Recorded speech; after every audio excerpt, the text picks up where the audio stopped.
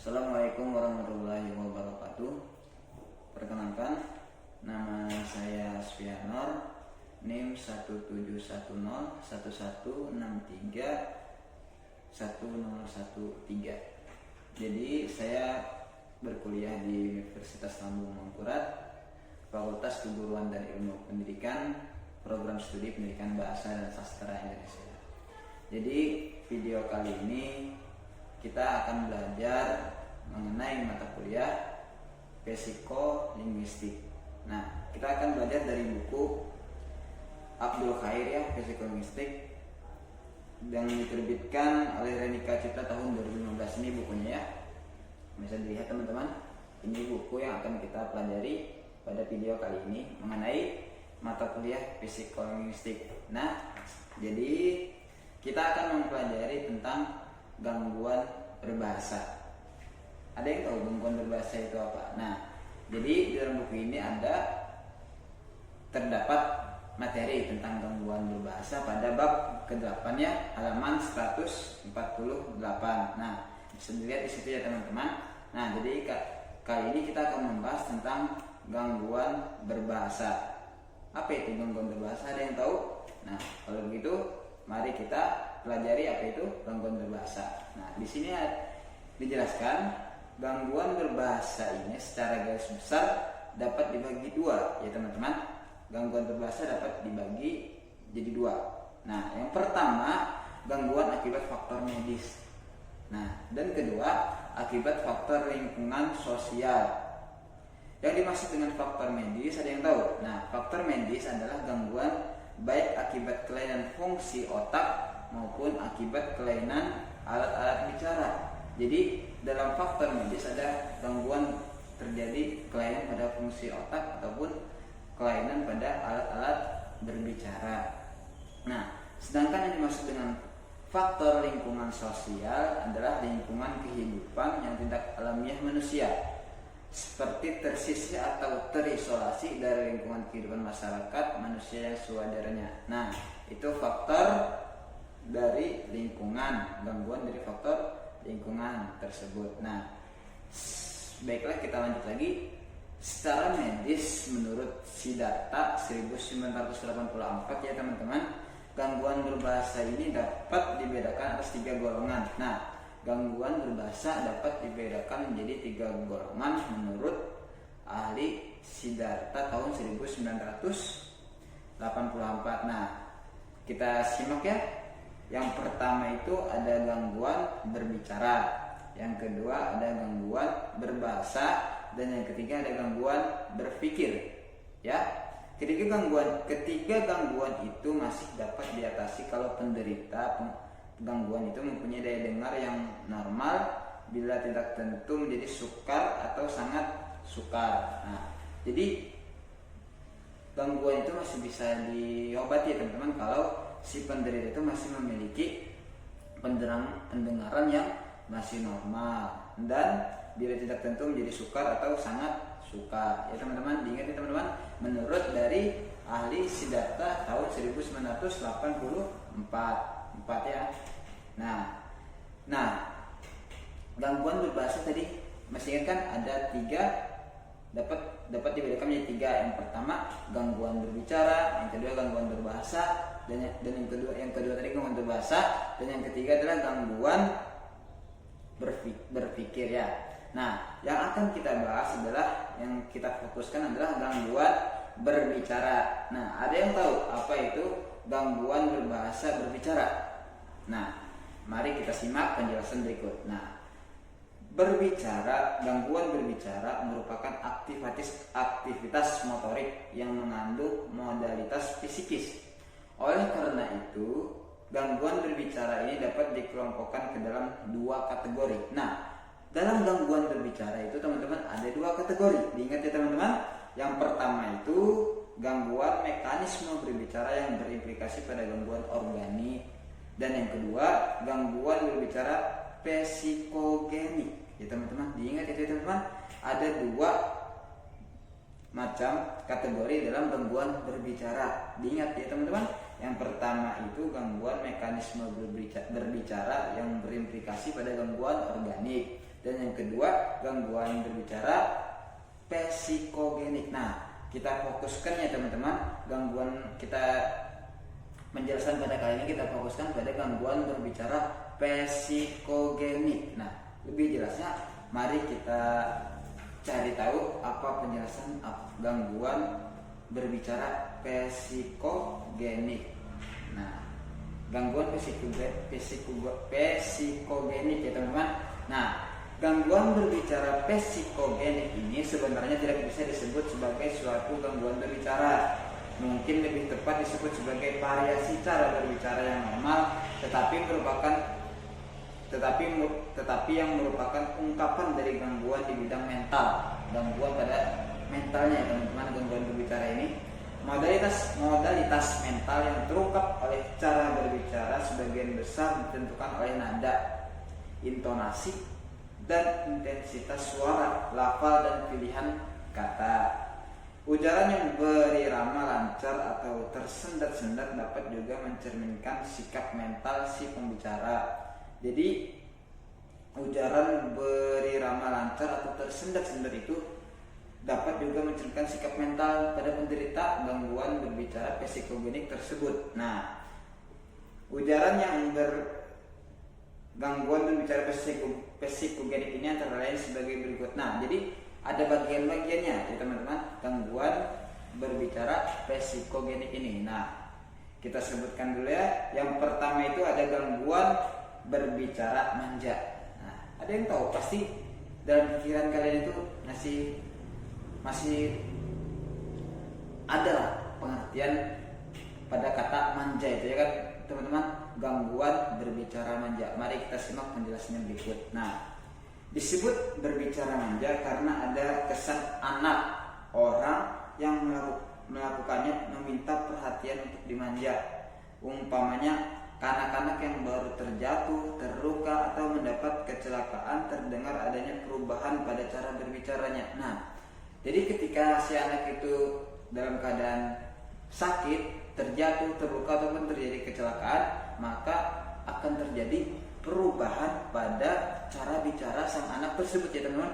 Maka dari itu terjadilah gangguan berbicara psikogenik, gangguan berbicara manja. Nah, fonem atau bunyi S dilafalkan secara bunyi C.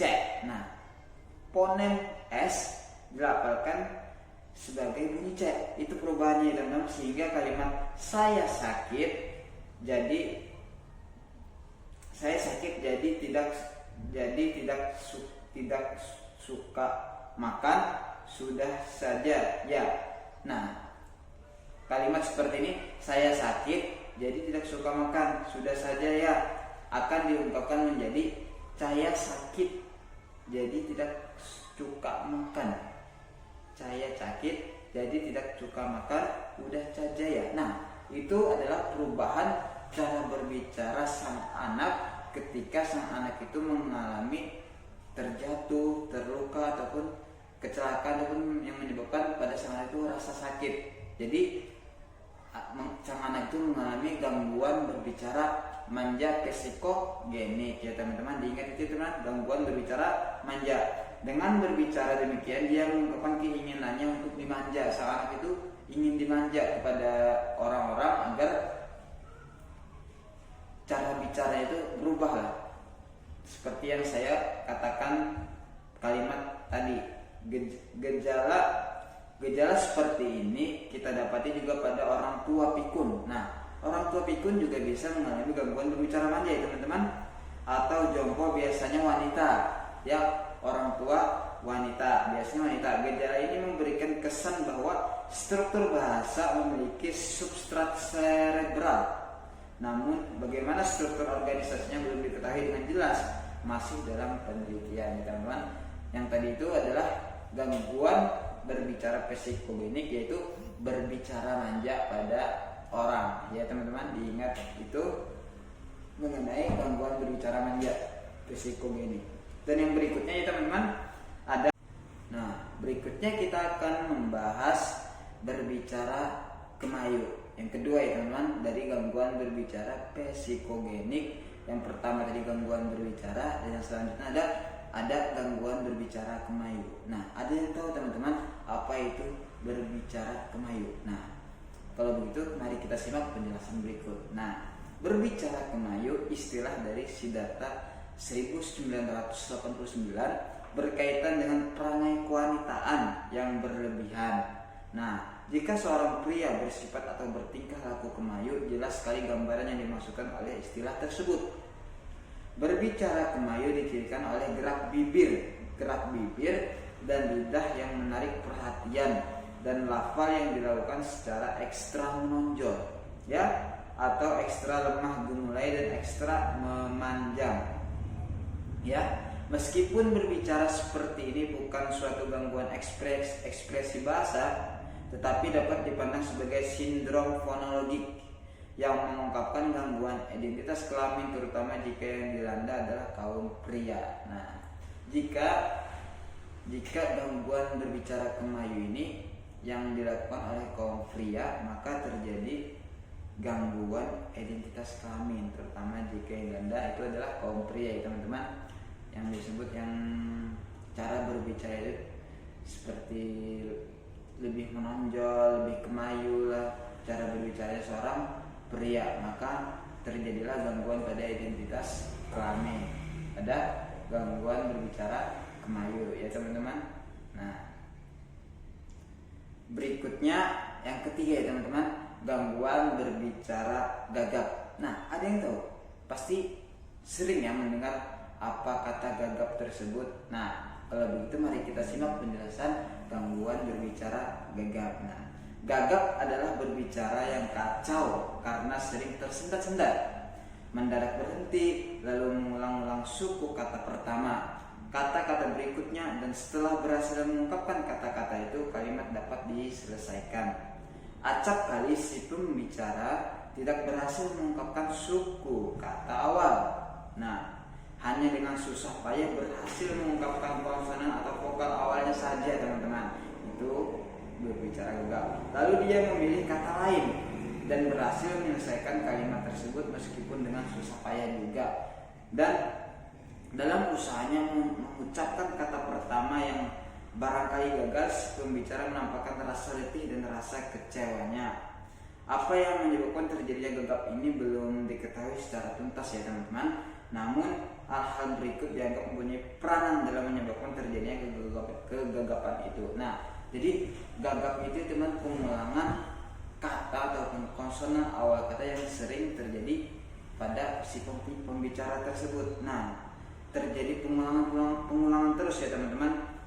Dengan susah payah dia mengucapkan sebuah kata, tetapi terjadi pengulangan terus, ya, yang disebut dengan gangguan berbicara gagap. Nah, berikutnya adalah, ya teman-teman, kita akan membahas apa sih penyebab dari gangguan berbicara gagap tersebut. Nah, berikut adalah faktor-faktor penyebab gangguan berbicara gagap. Disimak, ya teman-teman. Yang pertama itu adalah faktor stres dalam kehidupan berkeluarga. Nah, jadi faktor stres itu dapat menjadikan penyebab orang berbicara gagap, ya teman-teman. Maka hindarilah stres tersebut untuk menghindari gangguan berbicara pada kegagapan kita saat berbicara, teman-teman. Jadi faktor stres itu merupakan penyebab lah dari gangguan berbicara gagap.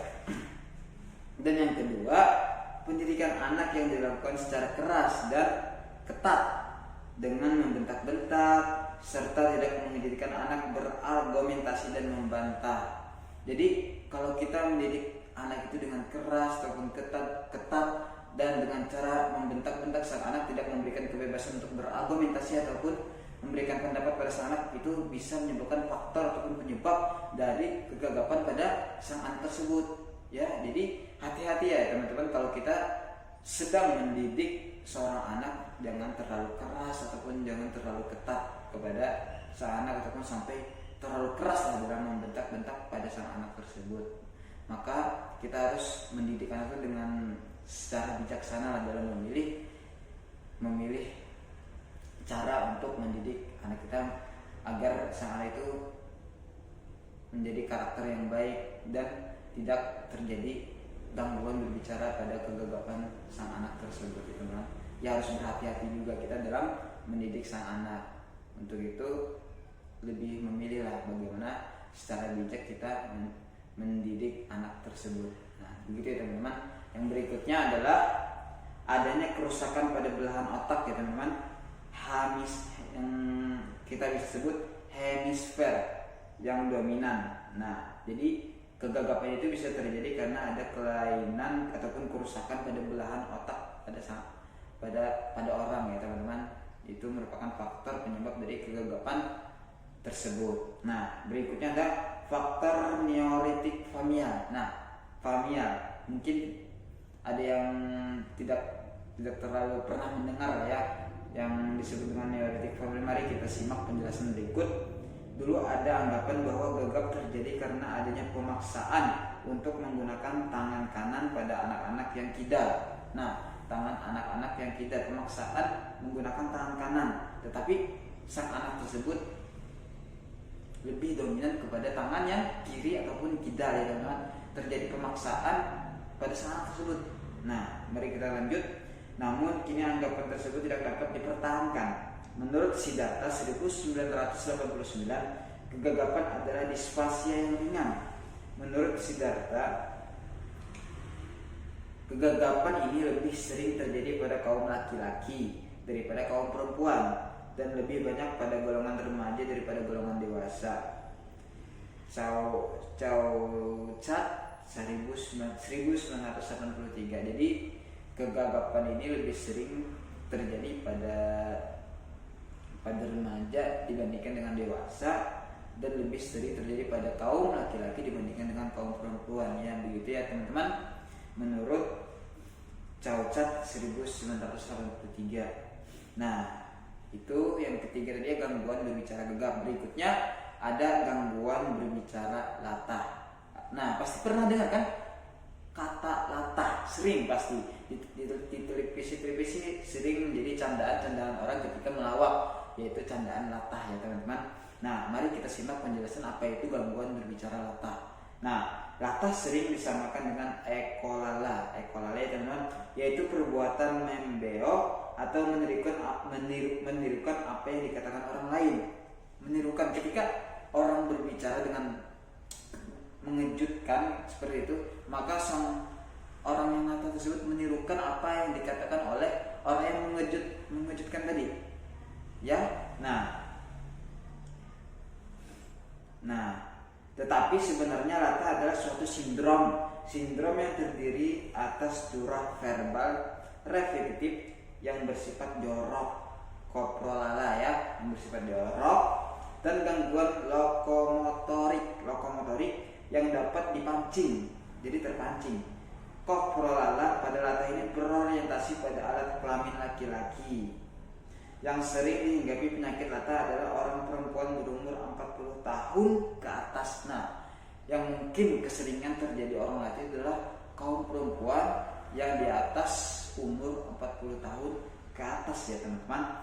Awal mula timbulnya latah ini menurut mereka yang terserang latah, menurut orang yang kemungkinan terjadinya latah itu, menurut orang-orang yang terkena latah itu adalah setelah bermimpi melihat banyak sekali maaf ya teman-teman, setelah bermimpi melihat banyak sekali penis lelaki sebesar dan sepanjang belut.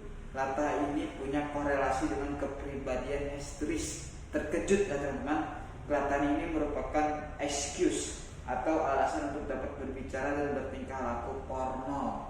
Nah, mohon maaf ya teman-teman, porno yang pada hakikatnya berimplikasi invitasi seksual.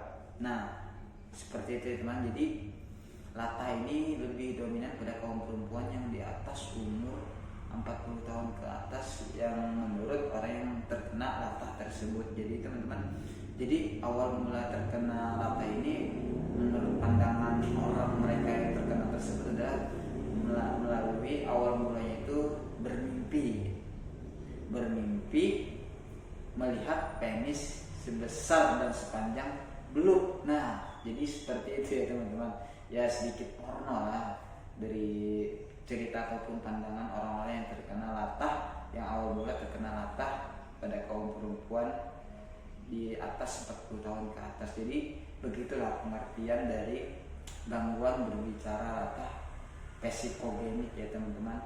Jadi ada 4 macam, jadi teman-teman ingat dari gangguan berbicara psikogenik. Yang pertama itu ada gangguan berbicara manja, gangguan berbicara kemayu, gangguan berbicara gagap, dan gangguan berbicara latah. Nah, mungkin itu saja penjelasan dari saya mengenai gangguan berbicara psikogenik, gangguan berbicara ya teman-teman. Jadi gangguan berbahasa tadi dapat kita simpulkan ada 3 macam ya teman-teman. Ada 3 macam, bukan gitu ya, benar ada 3 macam. Yang pertama itu ada gangguan berbicara, gangguan berbahasa, dan gangguan berpikir. Jadi yang kita bahas tadi adalah gangguan berbicara. Nah, di dalam gangguan berbicara itu ada 2 macam juga ya teman-teman. Yang pertama itu gangguan berimplikasi pada gangguan organik, dan yang kedua tadi yang kita bahas adalah gangguan berbicara psikogenik ya teman-teman. Jadi gangguan psikogenik itu diingat-ingat ya teman-teman, ya teman-teman, ada 4 macam. Yang pertama adalah gangguan berbicara manja, yang kedua adalah gangguan berbicara kemayu, dan yang ketiga adalah gangguan berbicara apa dia teman-teman, yang ketiga tadi adalah gangguan berbicara gagap. Nah, yang keempat, yang terakhir itu adalah gangguan berbicara latah manja. Diingat ya, dari gangguan berbicara psikogenik, gangguan berbicara manja, gangguan berbicara kemayu, gangguan berbicara gagap, dan yang terakhir adalah gangguan berbicara latah. Mungkin itu saja kesimpulan yang saya sampaikan mengenai penjelasan materi tentang gangguan berbahasa pada kali ini ya teman-teman. Ya mungkin semoga bermanfaat penjelasan yang saya jelaskan pada kali ini mengenai gangguan berbahasa, gangguan berbicara, dan lebih fokuskan gangguan berbicara psikogenik yang 4 macam tadi ya teman-teman. Gangguan berbicara manja, kemayu, gagap, dan latah.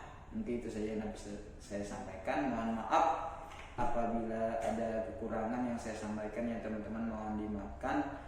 Dan terima kasih atas perhatian ataupun yang telah melihat video itu atau mendengarkan penjelasan materi dari saya. Apabila ada kekurangan yang saya sampaikan, mohon dimaafkan ya teman-teman. Dan bisa kalian lebih jelasnya, kalian bisa baca buku dari Abdul Khair Psikolinguistik yang diterbitkan oleh Renika Cipta tahun 2015. Ini ya teman-teman, bisa dilihat bukunya. Nah, bisa dicari di mana-mana, di toko buku mungkin juga pasti ada lah mengenai buku psikolinguistik Abdul Khair yang diterbitkan oleh Renika Cipta tahun 2015. Mungkin itu saja lah yang dapat saya sampaikan. Mohon maaf apabila ada kekurangan. Saya akhiri ya teman-teman. Wassalamualaikum warahmatullahi wabarakatuh.